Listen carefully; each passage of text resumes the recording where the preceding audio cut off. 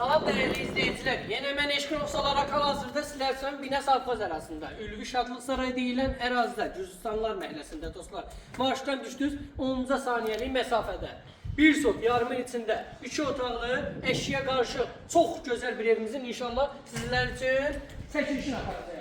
Hər hissəsinə rahat bir maşın yerləşir, evimiz boşa daşdan ibarətdir. Gördüyünüz kimi, həqiqətən də çox gözəl zövqlə yığılıb. Rəngi, zövqü idealdır. Suyumuzdur, qazımızdır, işığımızdır, daimadır. Əsas məsələ kameramızda mövcuddur. Keçək, evlə inşallah sizi tanış edək.